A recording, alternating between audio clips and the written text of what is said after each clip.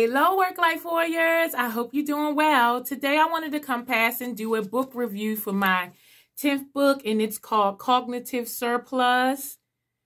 And this was a really good book. I kind of want to share some of the ideas that I thought about while reading this book. First being the idea of free time. So now we live in societies where we have free time. Because maybe 2,000 years ago, it wasn't necessarily that way. When you live off the land, you're always in survival mode and you don't have a lot of free time. They did have free time to, play games and tell stories, but the free time is not really that free because you have to be on alert. You can't just relax when you're living off the land. And so although they had plenty of time, they probably worked about 4 hours a day and they had the rest of the day to unwind, enjoy themselves, to play. They still could not relax because living off the land did not provide enough security for you to mentally relax. So a lot of our biological programming is negative because we needed the negativity to survive.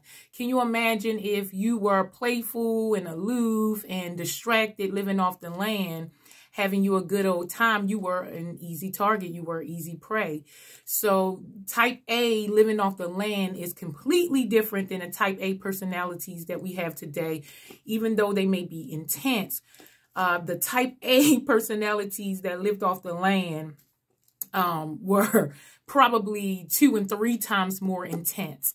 And so, again, just this whole idea of like having free time where there's time that you can relax, that you could just be, that you can just, think and unwind or not think is new to us because, the Industrial Revolution, we worked a lot. We worked 7 days. We worked long hours.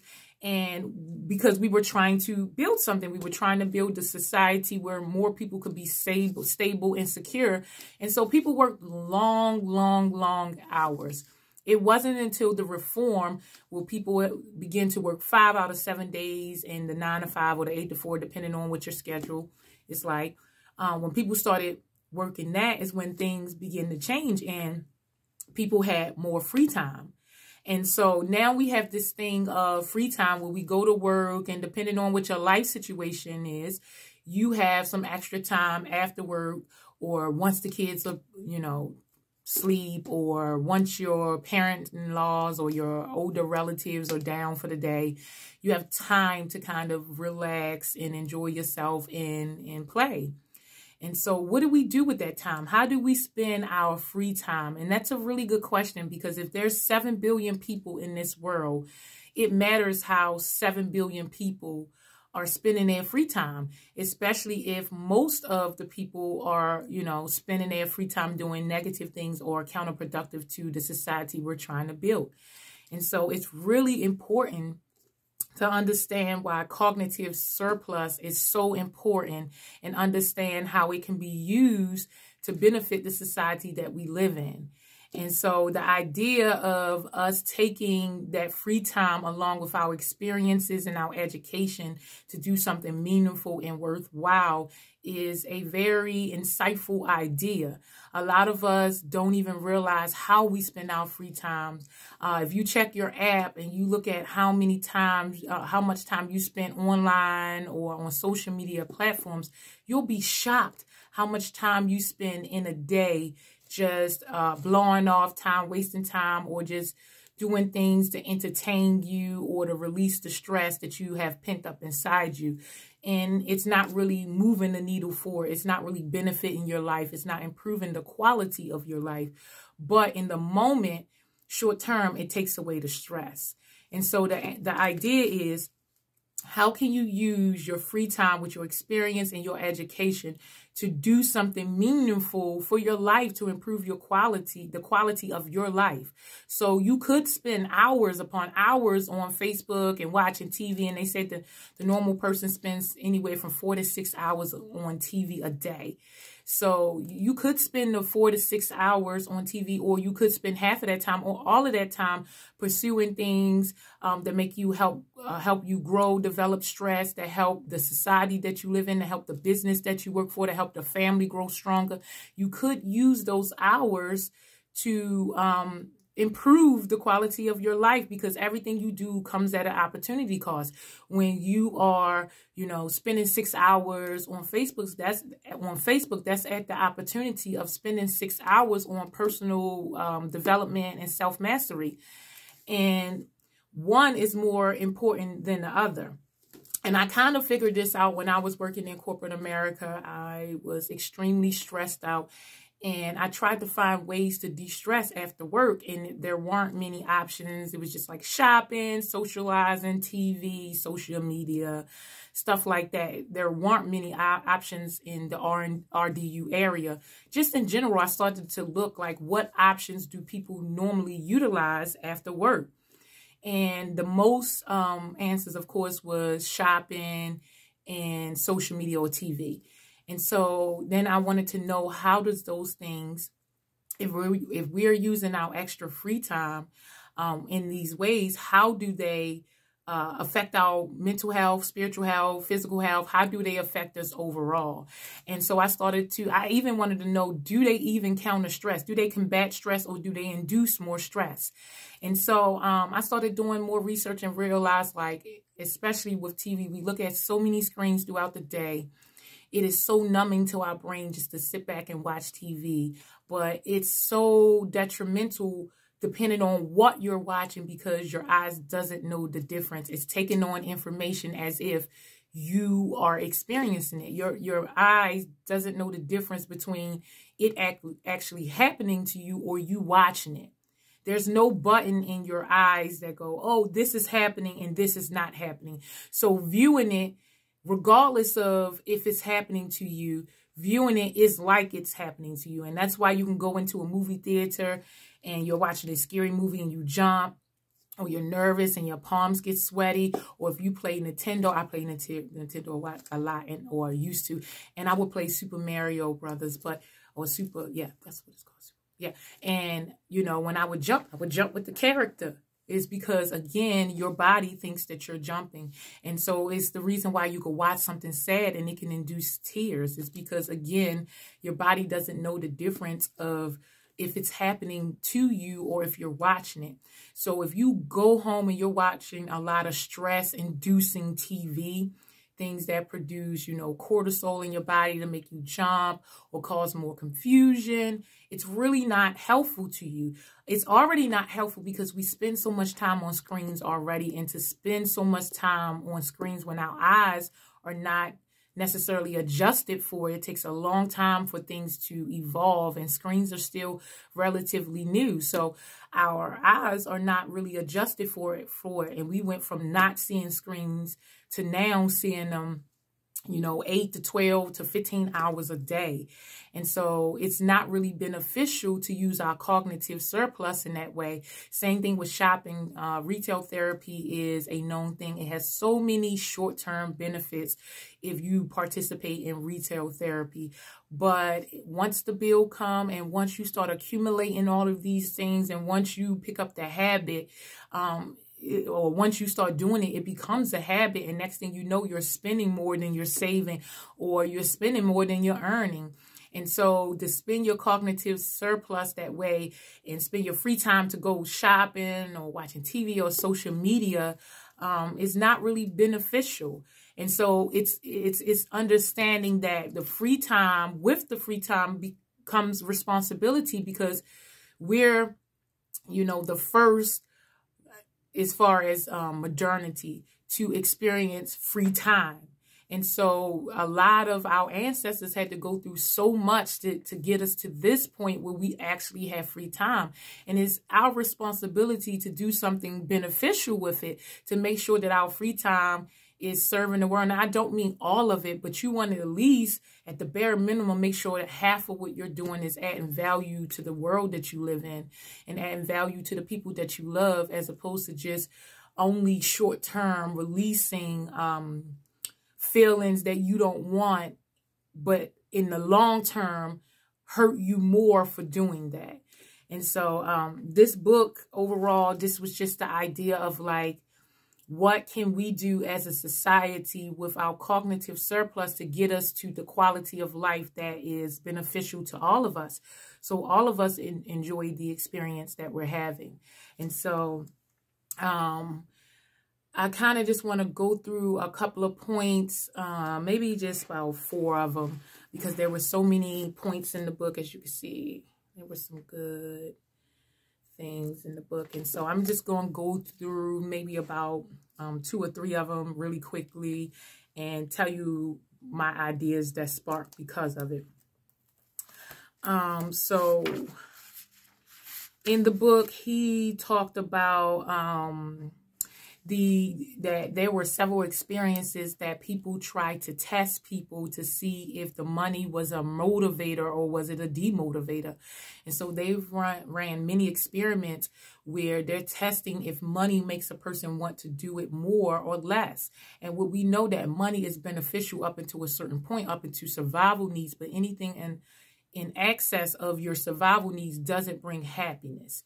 And so taking just in general, a lot of what our ancestors did to create the society that we live in wasn't for money. They did it for enjoyment. They did it for play. They did it for innovation. They did it for creativity. They didn't do it necessarily for money. They wanted to give the future generations an opportunity to expand and to improve the quality of living. And so when you think about what the world is today or how we got to this point, it wasn't motivation through money. And so play and enjoyment is the bigger motivation. So if you can work and it not feel like it's work and it feel like it's play, then you can accomplish way more than if you feel obligated to work and your external reward is money. And so they talk a lot about,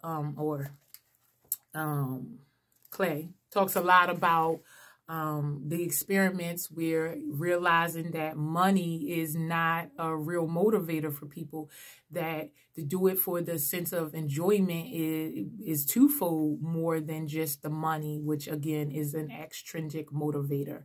And so we want to keep that in mind, where it's like, I've read this one article where it's like this one article that told me that if you are paid to do something, you will never do it again for free. So if you think about now how education is going, and education is incentivized.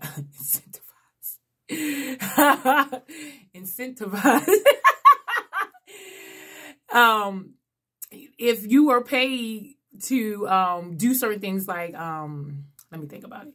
As far as like Sylvan, I went to Sylvan back when I was young, and it was a play, like it was like a center that you went through when you were struggling to get through the standardized test. And they would pay you to do things in class that you were expected to do for free in your original class. And so every time you would read or solve problems, they would give you coins. And once you collect a certain amount of coins on Fridays, you can go to the store and buy something.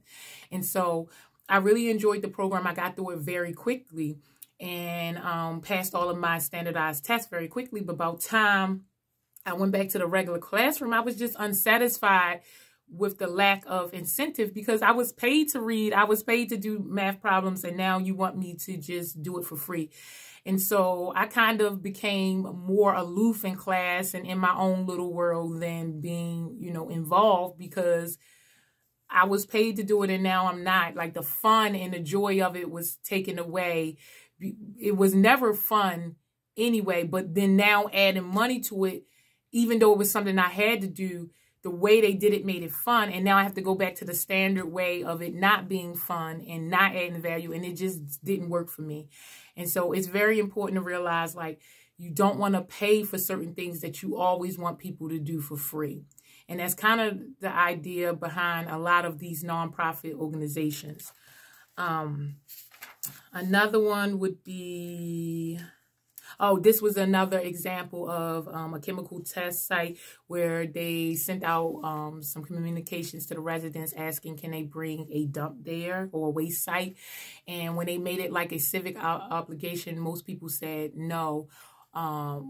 like 11 people said no. But then like when they made it like a money situation, like they added money to it, like, oh, we'll pay you an incentive, like it doubled the amount of people that said no, because it shifted the context of what was happening. It went from a civil duty to now we're going to get paid for it. And again, people did not respond to it in a positive way. So money is not always a big motivator. It's not even the biggest motivator. And we want to be careful how we use money, because it can kill people. It can kill people's internal motivation to do something by bribing them with things that are extrinsically motivated. So this one, feedback loose, it says, if intrinsic motivation are fundamental to human nature, and if satisfying them satisfies us, then the use of the tool that satisfy those motivations should spread. So again, you have two different motivations, and most of us tend to not know what we intrinsically value, because we have been given so many external or extrinsic motivations. And so a lot of times it's more so like somebody dangling a dollar. You ever seen that commercial where he's like, oh, you want $1? He has the fishing pole, he's dangling it over the person's head, she keeps trying to grab it.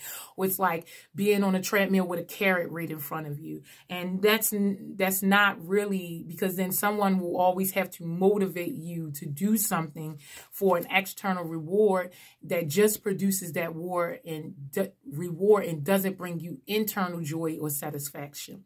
And so you want to be able to switch, or at least have half of your values, you know, extrinsically and half intrinsically. But it's better to be more of an internal motivated person, intrinsically motivated, so that everything you're doing it because you're growing, you're developing, you're expanding, you're enjoying it, you're having fun, you feel like you're playing, and you're not just obligated to do that. Because obligation doesn't really lead to innovation. It doesn't really lead to pushing our society forward. And we all can benefit from a better society. So therefore, we need people to align more with the intrinsic motivators that they value, as opposed to external values. And so it's just very important that we should figure out what intrinsically motivates each one of us, because we all will have different intrinsic motivators, and we should do them every single day. We should try to make it a tool to make it easy for us to do it every single day, because the more you practice valuing things that are personal to you, the less you'll value, you know, what others want you to value, because you may not want that or value that, but just because it is what is accepted, you do it. And it doesn't really benefit your life or society or add value to life or the world, or improves the quality of the world or your life. And so to me, it's very important that you understand what intrinsically motivate you and what you value, and try to do it every single day. And the last one that I want to talk about is, and this one is it's so very hard for me, being someone who is unconventional in society, and I've been that way since I was 6.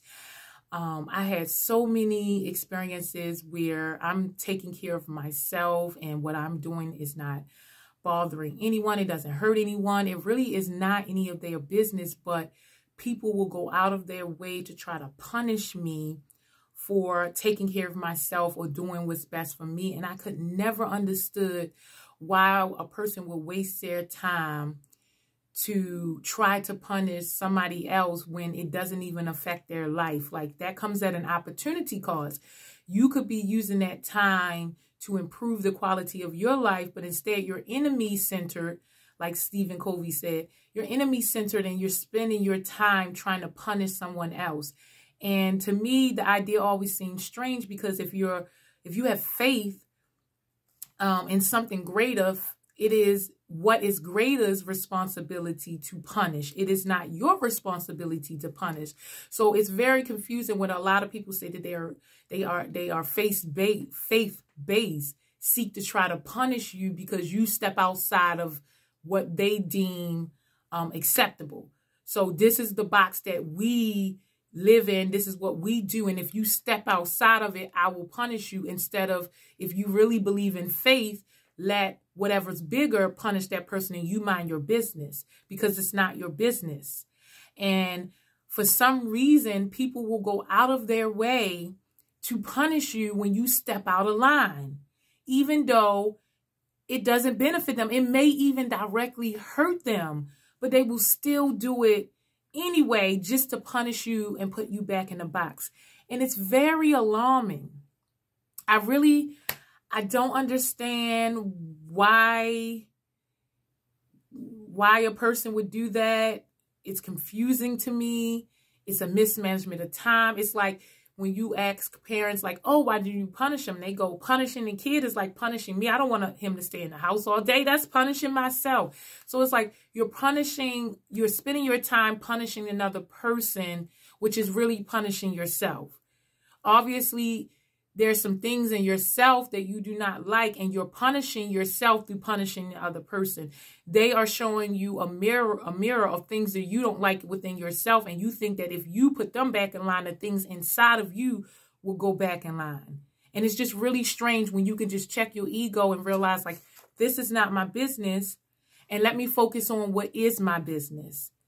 And so, this book says, indeed, one of the great bulwarks of ethical standards in a society is people's willingness to punish others who deflect from the norms of fairness or good behavior, even when meting out that punishment costs them something. It says people derive pleasure from punishing wrongdoers, even if it costs them time, energy, or money to do so. I do not understand that. I've never been that type of person. I do not understand that. I explicitly mind my own business. I'm self-absorbed in me trying to better myself and accomplish my goals, that I mind my business. I mind my energy, and I don't think that I know more or better or what's best in another person or what they should do for their life or how they should be punished. And so I stay out of it. And I think it's a very dangerous game to use your cognitive surplus to try to punish others. It's actually really counterproductive because you're punishing yourself. It's better to use your time and energy not to be enemy focused, but be like value focused or, you know, growth focused. I just don't understand why you will want to prove a point at the expense of yourself, or at the expense of the energy you have to live. We don't know how long we'll be here. We don't know, you know, when our time is up, and to spend your time trying to punish someone else, although you believe in something higher, is very confusing. And it's telling you that there may be some cognitive dissonances between who you think you are as a faith-based person and how you actually show up. And so a lot of us have an idea. Again, this book talked a lot about how we think we spend our cognitive cognitive surplus, as opposed to how we actually spend it. And so we have a lot of cognitive dissonances going on in this world, in our own lives, where we think we're showing up one way or we stand for these values, but it's completely opposite. And the best thing we can do is just clear it up for ourselves, do the work, grow, develop, learn, expand, so that you are self-aware about how you show up and how you're using your time and energy and resources in your life. And only you have the permission to improve your life. Only you have the control. Only you have the power. Only you have whatever it is needed. Only you can give you what you want to be and do and have all of the things you want in this life.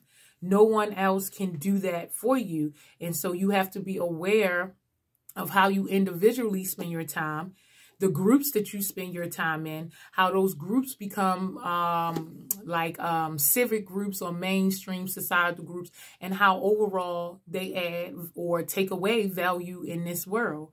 And so working for companies that do not add value, or staying tied to in friendships or even with family that do not add value in your life, or doing things, you know, or not breaking habits that you know do not add value into your life.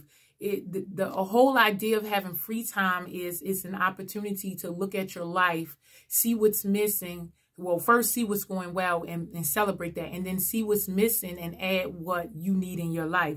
But if you're too busy focusing on other people, or you're focusing on anything other than your life and the quality of your life, you miss the opportunity to develop yourself, to grow, to improve the quality of your life, to have happiness. And so a lot of the most miserable people in the world are miserable because they don't mind their own business. They don't do the internal work. They'll do anything to stay distracted so they don't have to do the internal work on themselves, so they don't have to look at themselves and be self-aware or reflect. They'll do anything to distract from the problem. And that even means 4 to 6 hours of TV a week, and what you're consuming, because TV is a part of your diet. You become what you consume. And so we have to be aware of how we're spending our cognitive surplus, the groups we join, the communities we're in, the way the world is going. We want to add value into that, and we want to make sure that we're not adding more of the negative or being led to use our cognitive surplus in ways that do not benefit us.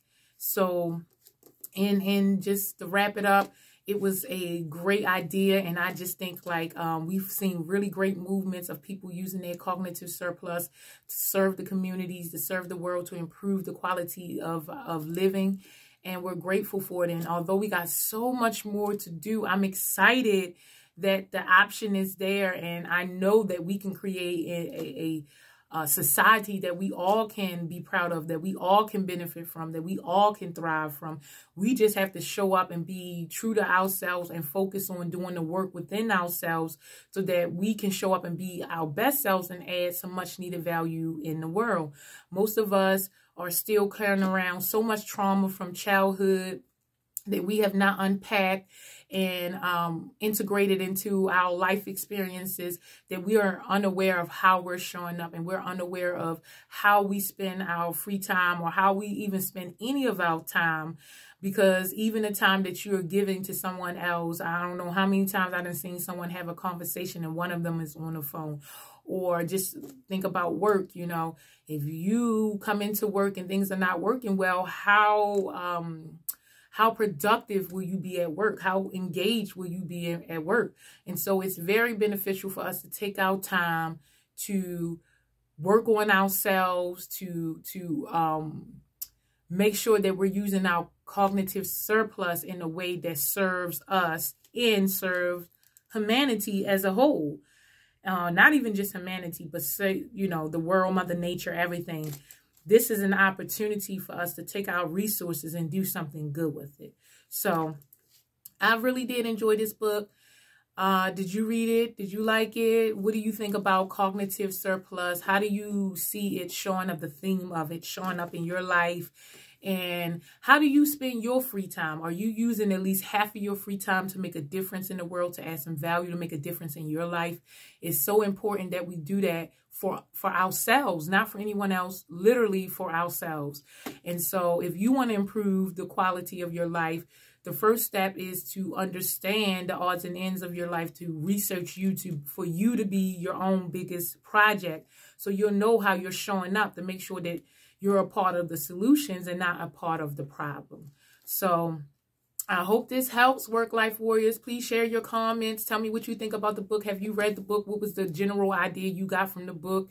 How does cognitive surplus show up in your life? And I hope this helps, Work-Life Warriors. You have a great day.